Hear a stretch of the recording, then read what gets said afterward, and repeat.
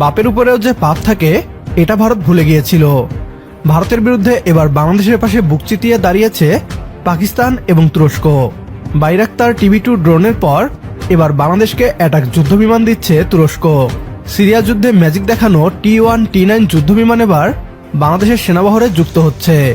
একদিকে পাকিস্তান ও চীনের দেয়া চতুর্থ প্রজন্মের যুদ্ধবিমান, অন্যদিকে তুরস্কের অ্যাটাক হেলিকপ্টার যুক্ত হলে ভারতের বাংলাদেশ দখলের স্বপ্নই রয়ে যাবে।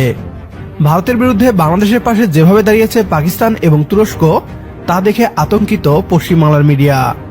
এ নিয়ে কি বলছে তারা, আসুন তা দেখি। বাংলাদেশ ক্রমশ আইএসআই এবং পাকিস্তানের সেনাবাহিনীর একটা কাউন্টার বি টিমে পরিণত হয়েছে এবং পাক সেনাবাহিনী যা বলছে তারা তাই করছে এবং ওয়াকারুজ্জামান কার্যত পাকিস্তানের কথাতেই চলছে।